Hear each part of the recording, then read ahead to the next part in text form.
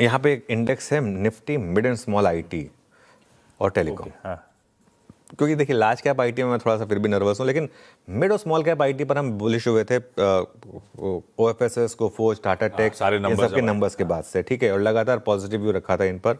और इसमें एक ज़बरदस्त ब्रेकआउट है।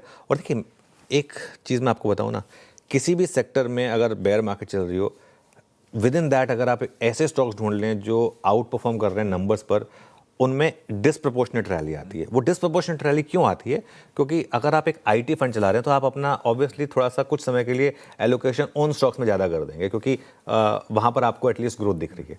इस वजह से एक कई बार एक होता है ना कि आप पहले तो सेक्टर चुने फिर स्टॉक चुने। ये जो बॉटम अप्रोच होती है ना, वो ये ऐसे होती है कि भाई आप खराब सेक्टर में हो सकते हैं, लेकिन अगर आप इंडिविजुअल इच्छा कर रहे हैं तो बहुत पैसा बनता है। मिड और स्मॉल कैप आईटी में इस समय यही हो रहा है।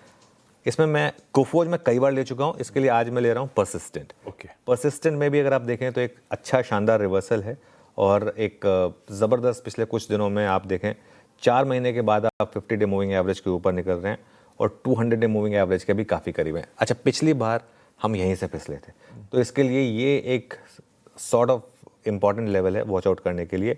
देखते हैं इस बार इसको क्रॉस कर पाएंगे या नहीं कर पाएंगे, लेकिन सेंस बन रही है क्योंकि ओपन इंटरेस्ट लगातार कम हो रहा है, शॉर्ट कवरिंग हो रही है, यहाँ पर लगातार 2 दिनों से शॉर्ट कवरिंग हो रही है। तो इसके लिए ये आपका पहला स्टॉक हो गया आज का।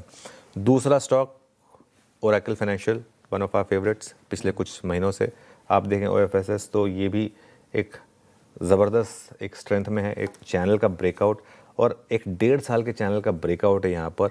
और अगर इसके ऊपर निकल कर ये टिक गया तो शायद ये अपने प्रीवियस हाई की तरफ भी चला जाए, इसके में भी मुझे हैरानी नहीं होगी। यहाँ पर भी अगर आप देखें तो काफ़ी शॉर्ट कवरिंग हो रही है वायदा में। इसके बाद इन दोनों को छोड़कर एक थोड़ा बहुत हाई रिस्क स्टॉक, मैंने बहुत कम इसकी बात की है, एनबीसीसी। लेकिन एनबीसीसी में ना मुझे लग रहा है कुछ इंटरेस्टिंग हो रहा है और मुझे लग रहा है इसका लेना देना शायद कुछ जो दिल्ली में डेवलपमेंट्स हो रही है ना, जो दिल्ली में भी अब अगर आप देखें तो रीडेवलपमेंट काफ़ी ज़ोर पर आ रही है। एक कहते हैं कि जब सिटीज़ हॉरिजॉन्टली बढ़ने के बजाय वर्टिकली बढ़ने लगे तो आप समझिए कि लैंड की कमी हो रही है। तो जो मुंबई में होता है, क्योंकि मुंबई तो आइलैंड सिटी है, लेकिन दिल्ली में अब तक ऐसी कोई प्रॉब्लम नहीं थी, लेकिन अब वहाँ पर भी थोड़ा सा रीडेवलपमेंट्स हो रहे हैं। तो ये जो है ना, एक 5 महीने के बाद 200 डे मूविंग एवरेज पर पहुँचा है स्टॉक, 4 महीने की ऊंचाई पर स्टॉक है और लगातार यहाँ पर शॉर्ट कवरिंग हो रही है। थोड़ा रिस्की स्टॉक है, याद रखिएगा, लेकिन स्ट्रेंथ है यहाँ पर, इसके लिए इसको पिक किया।